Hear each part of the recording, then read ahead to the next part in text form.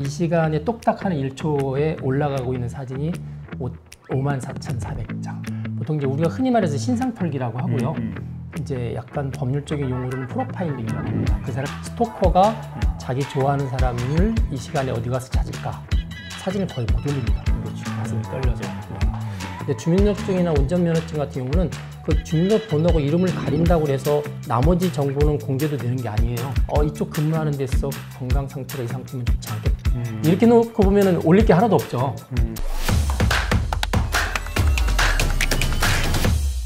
안녕하십니까. 메타버스와 인공지능으로 보는 세계 경제 매보세. 오늘도 인공지능계의 세종대왕 김명주 교수님과 함께합니다. 안녕하세요. 네, 안녕하세요.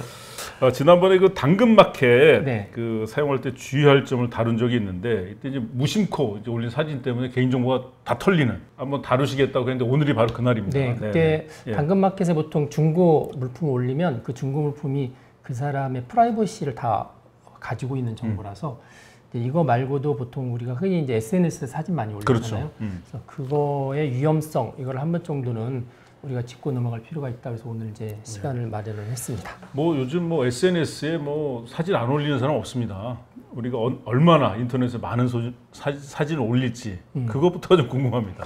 그게 통계 자료가 있더라고요. 제가 찾아봤더니 네. 그게 작년 통계 자료가 올해 3월 달에 퓨토토리얼이라는 사이트에 올라왔어요. 예. 그래서 2022년도에 이 사진 이렇게 촬영해서 찍은 사진만 촬영한 사진만 전 세계적으로 1조 7,200억 장 정도 된다고 하는데 이게 잘 와닿지 않으시죠? 하루에 몇 장이냐 그랬더니 하루에 47억 장. 야. 47억 장이 올라오고 지금 방송하고 있는 이 시간에 똑딱하는 1초에 올라가고 있는 사진이 54,400장. 코로나 한 3년 거쳤잖아요. 예. 그래서 코로나 때문에 이게 쭉 올라가는 추세였는데 한번 꺾였습니다. 뭐 2020년도에는 한 20%, 그 다음에는 15% 정도 꺾였다가 다시 요새 이제 복구가 되고 있는 추세입니다. 네. 그 인터넷 사이트 중에서는 사람들이 이제 사진을 가장 많이 업로드하는 네. 사이트, 뭐 SNS겠죠. 그렇죠. 우리나라 같으면 보통 페이스북, 메타, 뭐 인스타그램 그럴 텐데 전 세계적으로 보면은 사실은 1위인 데가 이제 왓츠앱 되고요. 왓츠앱 그다음 이제 스냅챗 이게 다 우리나라로 치면 이제 카카오톡 같은 겁니다. 근데 미국판으로요. 그렇죠. 예. 왓츠앱 같은 경우는 하루에 업로드되는 게 69억 장 정도. 그다음에 스냅챗이 38억 장. 우리가 많이 쓰고 있는 페이스북이나 인스타그램 같은 경우도 많이 이제 페이스북이 3위 정도 하거든요. 네. 페이스북이 21억 장, 인스타가 13억 장 정도가 올라갑니다. 그 하루에 보통 우리가 사진 찍어서 올린 게 47억 장이라고 그랬잖아요. 네. 47억 장인데 사실 찍은 것보다 더 많이 올라가죠. 그렇죠. 네, 그게 이제 주로 여러분들이 많이 하시겠지만 보통 스크린 캡처가 또 화면 캡처 하는 경우도 많이 있고 그다음에 뭐 다른 사람 사진을 다시 캡처 그렇죠. 한다든지 그다음에 영화, 동영상 뭐 이런 것들도 한 하루에 평균 20억 장 이상이 올라가는 것 같습니다. 네. 촬영한 것만 거의 한 47억 장 정도라고 보시면 될 것 같고. 근데 이제 우리가 촬영해서 올리는 사진을 좀 더 집중해서 보면 이제 보통 스마트폰을 통해서 이제 셀카 여러 가지 촬영을 통해서 이제 인터넷에 올리는데 이런 사진들이 어떻게 이제 개인 정보 유출하고 연결되는지 결국 이제 오늘 그게 제일 궁금한 그렇죠. 건데요. 그 사진 속에서 뭐 제일 중요한 게 이제 누구냐 하는 거하고 이 사람이 보통 셀카면 본인이겠죠. 이 사람이 어느 시간에 어느 장소에 있었느냐, 그다음에 누구랑 같이 있었느냐 이런 거라서. 그 안에 가만히 들여다보면 이제 개인 정보도 있고요. 일종의 사생활 정보죠. 누구를 자주 만나고 어디를 가고 그런 것들을 사진을 보면서 이렇게 뽑아냅니다. 사진 속에는 텍스트가 없는데 사진을 가만히 보고 있으면 텍스트들이 떠오르는 거죠. 그래서 그런 것들을 모아놓는 거를 보통 이제 우리가 흔히 말해서 신상털기라고 하고요. 이제 약간 법률적인 용어로는 프로파일링이라고 합니다. 그 사람의 프로파일을 당사자의 의사와 상관없이 다른 사람이 만들어가는 과정이기 때문에 이런 신상털기나 프로파일이 이제 가장 큰 문제인데 주로 그 사진 속에서 우리가 올릴 때는 요즘의 나의 삶의 모습이 어떻다 올리기도 하고요. 그렇죠. 그리고 내가 요즘 현황이 이렇다, 건강하다, 뭐 병원에 입원했다, 무슨 그런 현황. 그다음에 어떤 걸 봤을 때 내 느낌이 지금 뭐 평온하다, 기쁘다 이런 감정 이런 것들을 표현하기 때문에 이 결국은 이제 개인 정보하고 사생활 정보로 이어진다고 볼 수 있습니다. 사실은 뭐 사진은 이렇게 보통 남이 찍어주는 거라고 생각했는데 요즘은 셀카를 더 많이 찍더라고요. 그래서 셀카로 찍은 사진이 더 많으니까 이게 혹시 또 그 개인정보나 사생활 유출에 더 큰 영향을 미치나요? 그렇죠. 아무래도 셀카는 거기에 본인이 나와 있고 그다음에 시간이 명시되어 있어서 흔히 말해서 우리가 이제 법률용어로 알리바이라는 표현을 하는데 예. 범행 현장에 당신이 없었다는 증거를 이제 보통 알리바이,라고 하잖아요. 근데 이 셀카는 그 장소에 그 시간에 내가 있었다라는 증거가 되는 그렇죠. 거예요. 네, 그래서 이게 나중에는 어떤 사건과 연관이 되거나 아니면 통계적으로 그 사람의 어떤 생활 습관 이런 것들을 추천해낼 수 있는 굉장히 중요한 정보가 되는 거죠. 네. 사진 속에 등장한 뭐 장소, 이게 뭐 어떻게 찾나요? 주로 배경이죠, 배경. 사진을 찍게 되면 주로 배경을 찍는데 배경 안에 이제 특히 도심에서 찍게 되면 이제 주로 뒤에 간판, 그다음에 전화번호 이런 게 많이 나오죠. 그래서 이제 전화번호나 간판을 통해서 또 건물이 특이한 경우 앞에서 찍으면 그 그렇죠. 건물 특이한 경우는 주로 어디에 있다라는 걸 사람들이 대부분 인지할 수 있으니까 이제 그렇게 해서 장소를 찾아내는 경우가 많이 있고요. 그다음에 실내에서 찍는 경우는 오히려 실내에서 찍는 경우가 더 잘 찾아냅니다. 왜냐면 이제 뒤에 배경이 예쁜거나 무슨 식당 같으면 메뉴판, 뭐 특이한 장식들 해놓기 때문에 그걸 딱 찍는 순간 저거는 어느 카페네, 어느 음식점이네라는 것을 금방 특정할 수 있고요.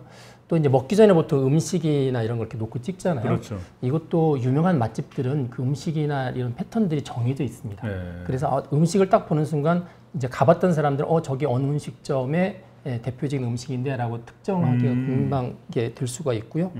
또 우리 검색 엔진 중에서 최근에 이제 사진 검색이라는 이미지 검색이라는 게 돼 있거든요. 그래서 이미지를 이렇게 사진을 올려놓으면 그 사진하고 유사한 사진들 이렇게 찾아줍니다. 찾아주기도 하고 그 전 세계적으로 유명한 이제 검색 엔진 중에서 4위 하는 얀덱스라는 게 있거든요. 얀덱스는 러시아 건데 이 얀덱스는 구글보다 뭘 잘하냐면 사진을 집어넣으면 그 사진에 나온 장소가 지구상의 어딘지를 특정을 해줘요.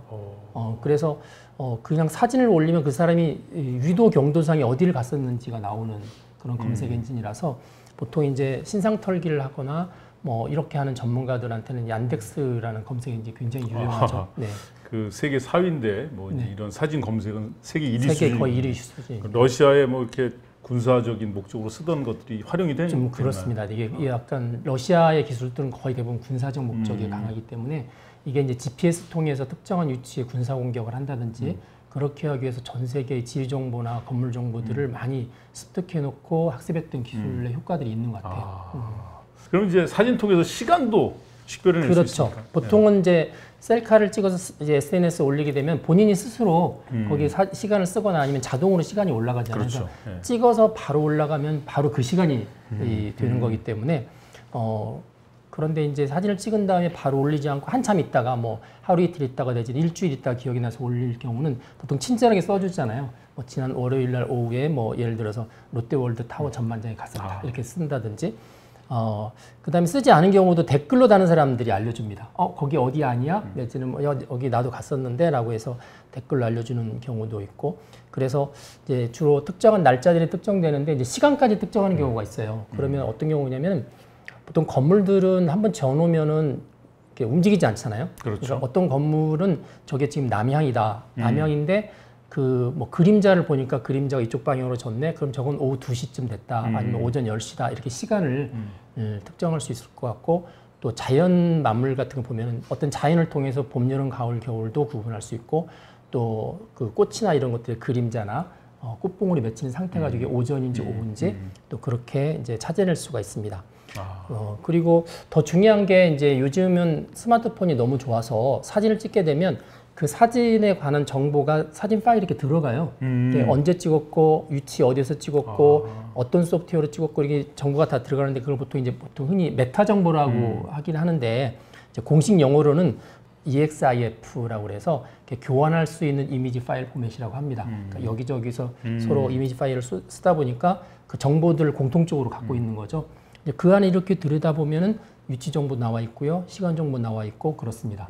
그래서 보통 SNS 올릴 때는 파일 사이즈 제한을 두기 때문에 그런 메타 정보를 삭제하고 보통 올려줘요. 시스템이 자동으로. 그런데 블로그라든지 홈페이지 같은 경우는 내가 찍은 사진이 그냥 바로 올라가거든요. 그럼 이제 그거는 다운로드 받아서 보통 이제 우리가 오른쪽 버튼을 누르면 속성 정보가 나오는데 속성 정보 안에 언제 찍었고 어디에서 찍었고 하는 부분들을 정보를 찾아낼 수가 있습니다. 네. 네. 근데 이제 촬영한 시간, 장소 외에 또 추가로 어떤 정보를 알 수 있을까요? 이제 혼자 찍지 않고 같이 찍는 경우가 있잖아요. 그렇죠. 그래서 이제 같이 등장하는 경우, 일단 친해야만 등장하니까. 그래서 이제 같이 등장하는 경우도 있지만 이게 혼자 찍는 셀카가 아니라 내가 전신으로 나왔는데 이 셀카 찍기에는 굉장히 먼 거리면 분명히 누군가 찍어주는 사람이 있죠. 그렇죠. 그래서 이제 흔히 말할 때 찍어주는 사람이 누굴까, 그다음에 같이 찍은 사람이 누굴까, 그래서 동행자에 관한 정보를 뽑아낼 수가 있습니다. 그래서 이 동행자에 관한 정보들은 어떻게 보면 이제 시간적으로 한두 번 찍힌 게 아니라 뭐 봄철 내내, 내지는 1년 내내, 3년, 4년 동안 사진 찍을 때마다 이 사람이 계속 나오면 그 사람은 가족이거나 진짜 친하거나 뭐 이런 친분 관계들을 유추할 수 있는 거죠. 그래서 이제 그런 인간관계들을 볼 수 있고, 뭐 특히 댓글이나 좋아요를 또 조회를 해보면 좋아요 하는 사람, 또 댓글을 다는 사람도 어지간한 뭐 팔로우라든지 프렌드, 친구들이 될 수 있기 때문에 또 그런 것들도 역시 인간관계 파악하는 정보가 됩니다. 누가 찍어줬을까? 저 장소에 누구랑 같이 갔을까? 이제 이걸 추적을 하기 시작하는 거죠. 네. 나쁜 일에 쓰인다면 이거 뭐 한도 끝도 없이 쓸 수 있는 거라서. 근데 이제 사진 한두 장으로 이제 뭐 그 개인정보, 프라이버시 정보를 유출할 수 있는데 뭐 특정 개인에 대해서 사진을 찍게 되면 뭐 엄청난 정보가 유출되겠네요. 그렇죠. 뭐 한두 장만으로도 정보가 많이 나오는데 이제 그 사람의 SNS를 보면 특히 사진을 많이 올리신 경우는 하루에도 몇 장씩 올리잖아요. 그렇죠. 그러면은 뭐 1년, 2년 거 사진을 쫙 분석을 하면 아주 신기한 통계가 나옵니다. 예를 들면 이 사람이 자주 가는 장소가 어딜까? 자주 가는 뭐 음식점은 어딜까? 이런 것들이 쭉 나오고요. 그다음에 본인이 이제 집이면 집이 어디일까 하는 정보들이 나오고, 또 하나는 인간관계죠. 누구랑 친할까? 누구랑 사이가 나쁠까? 뭐 이런 것들도 사실 나올 수 있는, 통계적으로 밝힐 수 있는 건데, 그래서 이제 이런 것들이 만약에 아까 FBI 잠깐 했지만 이제 형사사건의 피의자를 잡아야 되는데 이 사람이 도망을 갔어요. 그러면 이제 형사들을 파견을 해서 이 사람을 어디 가서 잡아야 되는데 어디 가서 잡을까? 그럼 이제 그 사람의 SNS를 쫙 가지고 통계를 내면은 되게 1위부터 이제 꼴등 이렇게 나오죠. 인간관계와 장소. 그렇죠. 그럼 이제 1위인 장소부터 파견합니다. 1위, 2위, 3위. 그다음에 사람도 1위, 2위, 3위인 사람 순서대로 연락을 해서 그 사람을 파악하기도 하고요. 이게 이제 미국에서는 보통 오신트 수사기법이라고 해서 이제 보통 인터넷 기반의 수사기법을 많이 쓰고 있고, 형사 사건이 아닌 경우는 이제 보통 채권자들이 채무자 잡을 때, 도망다니는 채무자 잡을 때 이 사람을 어디 가서 빚을 받지 하는 경우가 있고, 사적으로는 스토커가 자기 좋아하는 사람을 이 시간에 어디 가서 찾을까 할 때 보통 이런 정보들을 가지고 찾습니다. 네. 뭐 스토커뿐만 아니라 범죄 조직도 활용할 것 같은 생각이 이제 그게 문제죠. 네.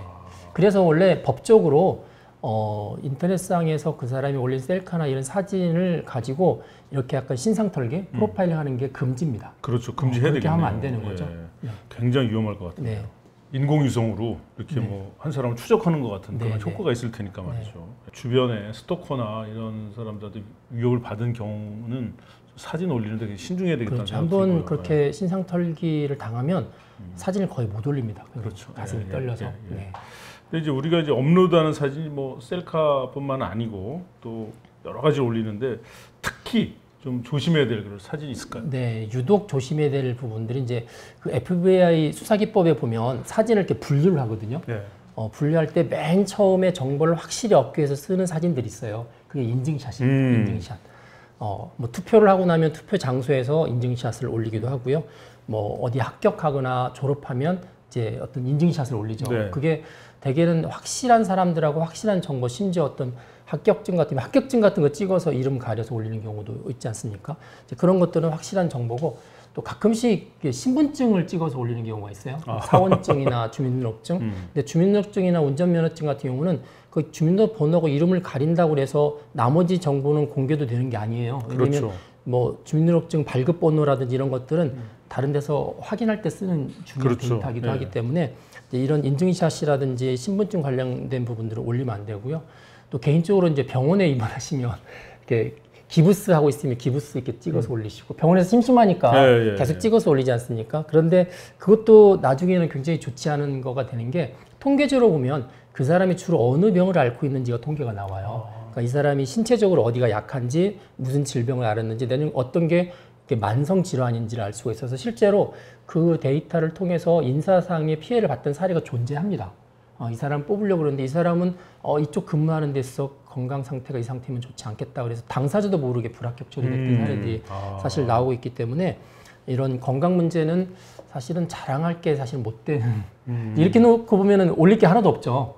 다 조심을 해야 되는 그런 부분들이고 아까 이제 처음에 시작할 때 당근마켓 같은 중고 마켓 이야기했지만 이제 내가 입었던 옷 그러면 나의 신체 사이즈가 나오죠. 그렇죠. 신발 나오죠. 내가 좋아하는 브랜드 이렇게 나오죠. 이게 별거 아닌 것 같은데 보통 스토킹 하는 거라든지 아니면 이제 요즘에 보이스피싱 하는 사람들한테는 대단히 중요한 정보들이 되기 때문에 이런 것들은 팔기 위해서 올려놓고 난 다음에 팔리면 그걸 그대로 두면 안 됩니다. 삭제하는 게 맞습니다. 바로 삭제. 네. 팔리고 나면. 네. 거의 뭐 사진을 통해 가지고 우리 삶을 MRI처럼 들여다볼 수 있겠네요. 네. 굉장히 위험하게 느껴지고. 뭐 결국 이제 함부로 이제 사진 촬영해서 SNS 올리면 안 되는 건 뭐 당연한 것 같고 그 개인정보 보호, 프라이버시 보호와 관련해서 이제 우리 시청자분들이 주의해야 될 점 특별히 좀 부탁드립니다. 제가 그런 이야기 하는데 3초만 생각하고 올리자. 3초만 생각하자. 이게 뭐 나이가 하는 걸 많이 알려주고는 싶지만 이게 나중에 나도 모르는 사람한테 나한테 해코지 할 수 있는 정보로도 사용될 수 있기 때문에 올리기 전에 최소한 3초만 생각하자 하는 거고요. 그다음에 이제 올리고 나서 시간이 지났으면 최대한 지우자. 최대한 지우자라고 생각을 합니다. 근데 문제는 내가 무슨 사진을 올렸는지 기억을 잘 못해요. 어디에 올렸는지도 모르겠고 그래서 가급적 올리지 않는 게 최선이지만 이제 다른 사람 검색만 하지 말고 자기 자신을 한번 검색해 보시면 좋아요.